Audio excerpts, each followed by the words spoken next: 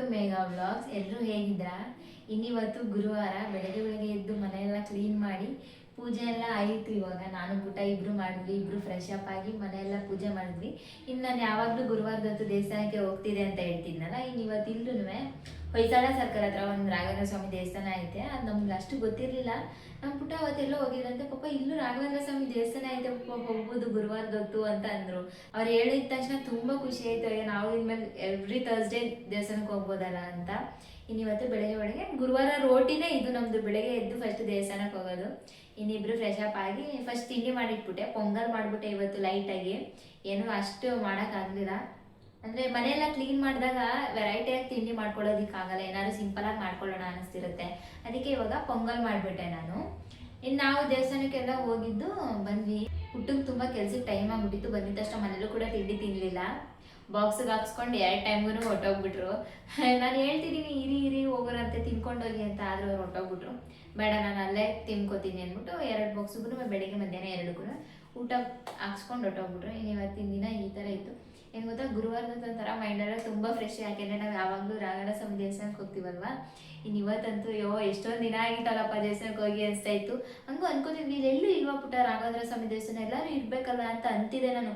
ಬಂದಿದ್ವಿ ಇಲ್ಲಿಗೆ ಬಂದಿದ್ದರಿಂದ ನಾನು ಹೇಳ್ತೇನೆ ಇದ್ದೆ. ಇನ್ನು ಪುಟ್ಟ ಗೊತ್ತಾಯಿತು ಈಗ ಎಲ್ಲಿದೆ ದೇವಸ್ಥಾನ ಅಂತ. ಇನ್ನು ಎವ್ರಿ ತಕ್ಷಣ ನಮ್ಮ ರೋಟಿನೇ ಇದ್ದು ಬೆಳಗ್ಗೆ ಎದ್ದಿದ್ದ ತಕ್ಷಣ ಎಲ್ಲ ಕೆಲಸ ಮಾಡಿ ದೇವಸ್ಥಾನಕ್ಕೆ ಹೋಗಿದ್ದು ಬಂದರೆ ಫುಲ್ ನೆಮ್ಮದಿ.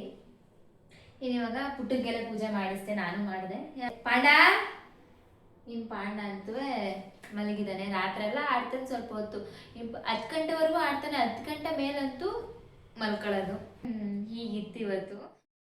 ನಾನು ನಿಮ್ಗೆ ಯಾವಾಗಲೂ ಹೇಳ್ತಾ ಇರ್ತೀನಿ ಅಲ್ವಾ, ಪುಟ್ಟ ಯಾವಾಗಲೂ ತುಂಬ ಹೆಲ್ಪ್ ಮಾಡ್ತಾರೆ ಅಂತ. ಇನ್ನು ಇಬ್ಬರು ಸೇರಿ ಮನೆಯೆಲ್ಲ ಕ್ಲೀನ್ ಮಾಡ್ಕೊಂಡ್ವಿ. ಒಬ್ಬರು ಒಂದು ಮಾಡಿದ್ರೆ ಇನ್ನೊಬ್ಬರು ಇನ್ನೊಂದು ಮಾಡ್ಕೊಂಡ್ವಿ. ಇವಾಗ ಇಬ್ಬರು ಸೇರಿ ದೇವ್ರ ಮನೆ ಕೂಡ ನೀಟಾಗಿ ರೆಡಿ ಮಾಡಿ ಇವಾಗ ಪೂಜೆ ಮಾಡ್ತಾಯಿದ್ದೀವಿ. ನಮ್ಮ ಪುಟ್ಟ ಅಂತೂ ತುಂಬ ಸಪೋರ್ಟಿವು. ನಿಜವಾಗ್ಲೂ ಏನೇ ಮಾಡಿದ್ರು ನಾನು ಮಾಡ್ತೀನಿ ಅಂತ ಹಿಂದೆನೇ ಇರ್ತಾರೆ ಯಾವಾಗ್ಲೂ. ಇವಾಗ ಇಬ್ಬರು ಸೇರಿ ಮನೆಯೆಲ್ಲ ಕ್ಲೀನ್ ಮಾಡಿ ಇಬ್ಬರು ಫ್ರೆಶ್ ಅಪ್ ಆಗಿ ದೇವ್ರ ಮನೆ ಕೂಡ ರೆಡಿ ಮಾಡಿ, ದೇವ್ರ ಮನೆ ಪುಟ್ಟ ರೆಡಿ ಮಾಡ್ತಾಯಿದ್ರು. ನಾನು ಅಷ್ಟರಲ್ಲಿ ತಿಂಡಿನ ಪ್ರಿಪೇರ್ ಮಾಡ್ಕೊಬಿಟ್ಟೆ. ಅವ್ರು ರೆಡಿ ಮಾಡಿದ್ರು. ಇಬ್ಬರು ಸೇರಿ ನಾನಿವಾಗ ಹೂವು ಮುಡಿಸಿ ಪೂಜೆ ಮಾಡ್ತಾಯಿದ್ದೀವಿ. ಇಬ್ಬರು ಸೇರಿ ಪೂಜೆ ಮಾಡಿದ್ರೆ ಏನೋ ಒಂಥರ ಸಮಾಧಾನ, ಏನೋ ಒಂಥರ ಖುಷಿ ಆಗುತ್ತೆ ಇಬ್ಬರು ಸೇರಿ ಪೂಜೆ ಮಾಡಿದ್ರೆ. ಇಬ್ಬರು ಇವಾಗ ಮನೇಲೆಲ್ಲ ಪೂಜೆ ಮುಗಿಸಿ, ನಾನು ಯಾವಾಗಲೂ ರಾಘವೇಂದ್ರ ಸ್ವಾಮಿ ದೇವಸ್ಥಾನಕ್ಕೆ ಹೋಗಬೇಕು ಅಂತ ಅಂತಿದ್ದೆ ಅಲ್ವಾ. ಪುಟ್ಟ ನೋಡ್ಕೊಂಡು ಬಂದಿದ್ರು ದೇವಸ್ಥಾನ ಎಲ್ಲಿದೆ ಅಂತ. ಇವಾಗ ಪೂಜೆ ಎಲ್ಲ ಮುಗಿಸಿ ದೇವಸ್ಥಾನಕ್ಕೆ ಹೋಗ್ತೀವಿ. ಯಾವಾಗಲೂ ದೇವಸ್ಥಾನಕ್ಕೆ ಹೋಗೋದೇ ಒಂದು ತುಂಬ ಖುಷಿಯಾಗುತ್ತೆ ನಮಗೆ. ಇಬ್ಬರು ಕೂಡ ಏನೋ ಒಂಥರ ಚೆನ್ನಾಗಿರ್ತೀವಿ. ಆವಾಗ ದೇವಸ್ಥಾನಕ್ಕೆ ಏನೋ ಒಂಥರ ಪಾಸಿಟಿವ್ ವೈಬ್ ಅದು. ಇವಾಗೆಲ್ಲ ಪೂಜೆ ಮುಗಿಸಿ ಇವಾಗ ದೇವಸ್ಥಾನಕ್ಕೆ ಹೋಗಬೇಕು.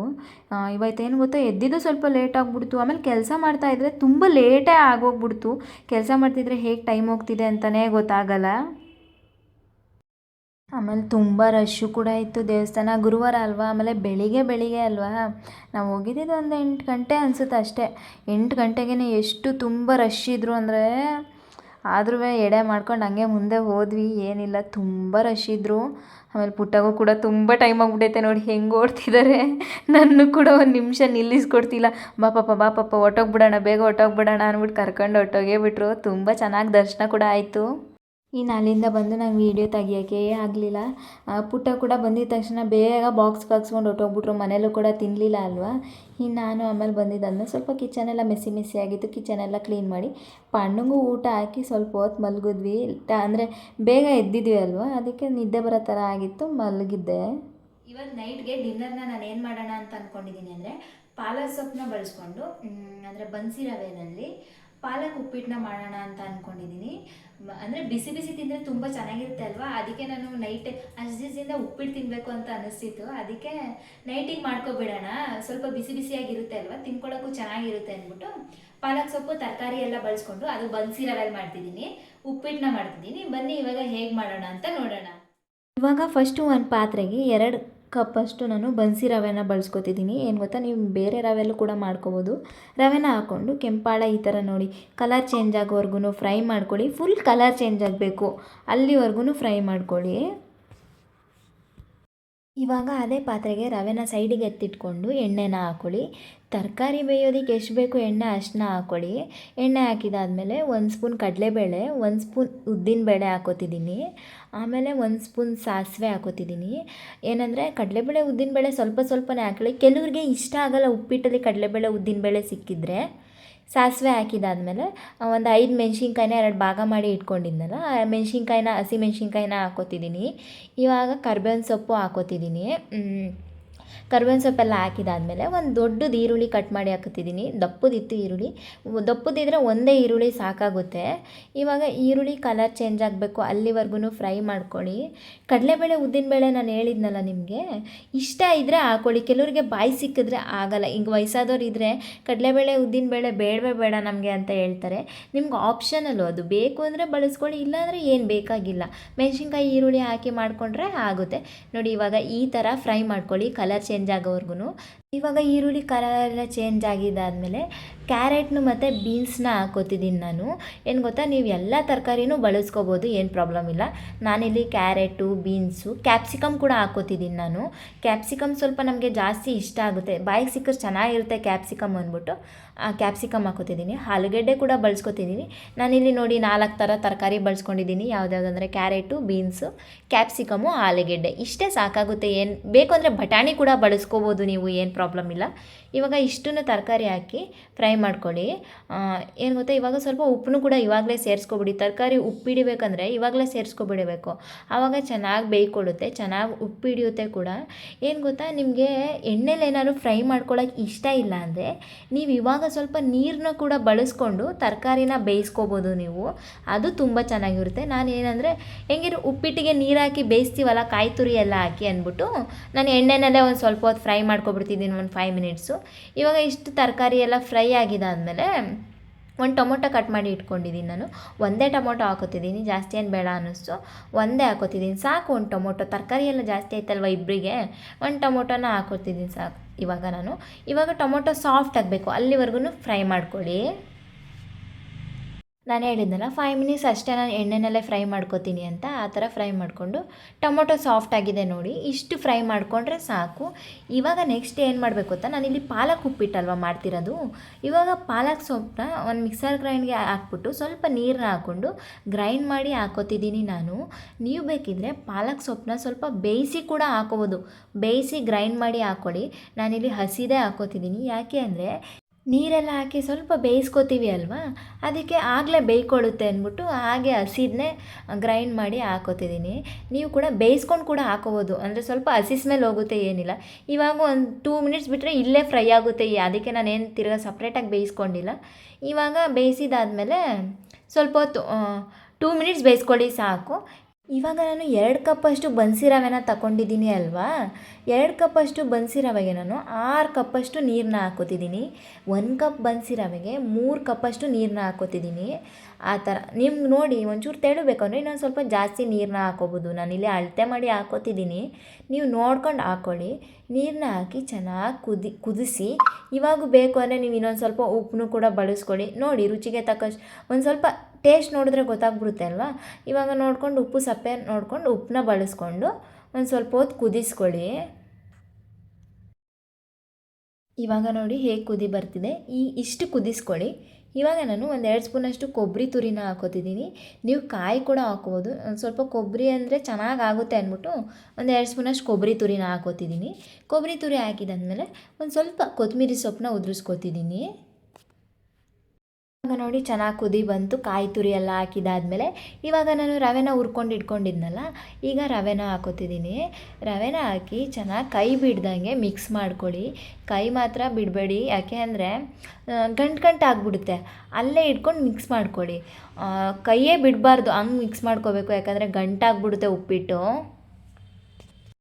ನೀವು ಇನ್ನೊಂದು ಸ್ವಲ್ಪ ಜಾಸ್ತಿ ಪಾಲಕ್ ಸೊಪ್ಪು ಕೂಡ ಬಳಸ್ಕೋಬೋದು. ನಾನಿಲ್ಲಿ ಒಂದು ಅರ್ಧ ಕಟ್ಟಷ್ಟು ಬಳಸ್ಕೊತಿದ್ದೀನಿ ಪಾಲಕ್ ಸೊಪ್ಪನ್ನ, ನೀವು 1 ಕಟ್ಟಷ್ಟು ಕೂಡ ಬಳಸ್ಕೋಬೋದು. ಇದು ಬನ್ಸಿ ರವೆ ಅಲ್ವಾ, ಅದಕ್ಕೆ ಸ್ವಲ್ಪ ಟೈಮ್ ತೊಗೊಳುತ್ತೆ ಬೇಯೋದಕ್ಕೆ, ಅದಕ್ಕೆ ಲಿಡ್ನ ಕ್ಲೋಸ್ ಮಾಡಿ ಒಂದು 5 ಮಿನಿಟ್ಸ್ ಬೇಯಿಸ್ಕೊಳ್ಳಿ. ಆವಾಗವಾಗ ಲಿಡ್ನ ತೆಗ್ದು ಆವಾಗವಾಗ ಮಿಕ್ಸ್ ಮಾಡ್ಕೊಳ್ಳಿ, ಯಾಕೆಂದರೆ ಸ್ವಲ್ಪ ತಳ ಹಿಡಿದ್ಬಿಡುತ್ತೆ. ಹಾಗೆ ಮಿಕ್ಸ್ ಮಾಡ್ಕೊತಾನೆ ಇರಿ. ನೋಡಿ ಈಗಾಗಲೇ ಬೇಯ್ಕೊಂಡಿದೆ, ಇನ್ನೊಂದು 2 ಮಿನಿಟ್ಸ್ ಬಿಟ್ಟರೆ ಅದು ಚೆನ್ನಾಗಿ ಗಟ್ಟಿ ಆಗುತ್ತೆ. ನೋಡ್ಕೊಳ್ಳಿ ನಿಮ್ಗೆ ಗೊತ್ತಾಗುತ್ತೆ ಅಲ್ವಾ ಬೆಂದಿರೋದು. ಇವಾಗ ನೋಡಿ ಇದು ರೆಡಿ ಆಯಿತು. ನೋಡಿ ಎಷ್ಟು ಚೆನ್ನಾಗಿ ಕಾಣಿಸ್ತಾ ಇದೆ ಅಂತ. ನಿಜವಾಗ್ಲೂ ಬಿಸಿ ಬಿಸಿ ಮೊಸರು ಹಾಕ್ಕೊಂಡು ತಿಂತಾಯಿದ್ರೆ ಎಷ್ಟು ಚೆನ್ನಾಗಿರುತ್ತೆ ಅಂದರೆ. ನಮ್ಮ ಪುಟ್ಟ ಉಪ್ಪಿಟ್ಟೆಲ್ಲ ಜಾಸ್ತಿ ತಿನ್ನಲ್ಲ, ಯಾಕಂದರೆ ಅವ್ರಿಗೆ ಇಷ್ಟ ಆಗಲ್ಲ. ನಾನಿವತ್ತು ಬಿಸಿ ಬಿಸಿ ಅಲ್ವಾ, ಹೆಲ್ತಿ ಪಾಲಕ್ ಸೊಪ್ಪಲ್ವಾ, ಅದಕ್ಕೆ ತಿನ್ನಿ ಹೆಲ್ತಿ ನೀವು ಅಂದ್ಬಿಟ್ಟು ತಿನ್ನಿಸ್ದೆ, ಬಿಟ್ಟಿಲ್ಲ ನಾನು. ಅಂದರೆ ಅವ್ರಿಗೇನು ಅಷ್ಟು ಇಷ್ಟ ಆಗಲ್ಲ ಉಪ್ಪಿಟ್ಟು. ಇವತ್ತೇನಿಲ್ಲ ಚೆನ್ನಾಗೈತೆ ಅಂದ್ಕೊಂಡು ತಿಂದರು.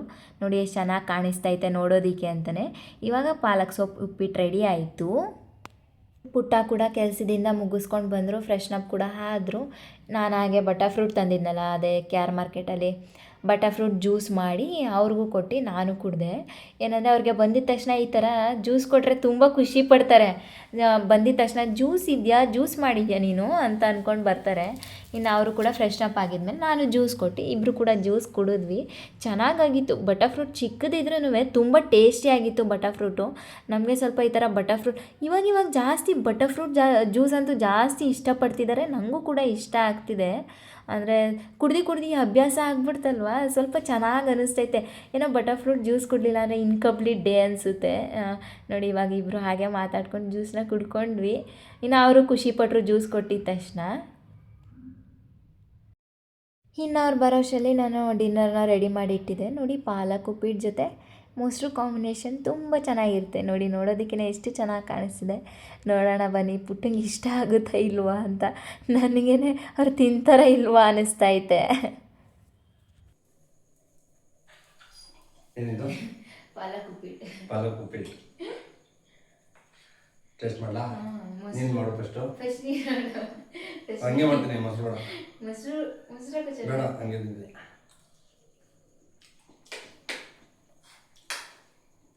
ಸಕ್ಕತ್ತಾಗಿದೆ. ನಿಜ. ಉಪ್ಪಿಟ್ಟಾದ್ರೆ ಆಯ್ತಲ್ಲ ನನಗೆ. ಸೀರಿಯಸ್ ಆಗಿ. ನಾನು ಜ್ಯೂಸ್ನು ಹೇಗೈತೆ? ಮೊಸರು ಬೇಡ ಅಲ್ವಾ? ಸಕ್ಕತ್ತಾಗಿರೋದಕ್ಕೆ ಸಕ್ಕತ್ತಾಗೈತೆ. ಬಿಸಿ ಅಲ್ವಾ, ಅದಕ್ಕೆ ಸ್ವಲ್ಪ ಚೆನ್ನಾಗೈತೆ. ಟೇಸ್ಟ್ ಚೆನ್ನಾಗೈತಲ್ವಾ? ಸಕ್ಕತ್ತಾಗೈತೆ, ತಿನ್ಬೋದು. ತಿನ್ಬೋದು, ಮಾಡ್ಕೋಬೋದು. ಓಕೆ, ಮಾಡಿ ನೀವು ಕೂಡ ಟ್ರೈ ಮಾಡಿ. 5 ಸ್ಟಾರ್ ಕೊಡಲಾ? 6 ಸ್ಟಾರ್ ಕೊಡ್ತೀನಿ ನಮ್ಮ ಪಾಪನಿಗೆ. ಬಿಸಿ ತಿಂತಾರೆ, ಸಕ್ಕತ್ತಾಗೈತೆ, ಸೂಪರ್ ಆಗೈತೆ.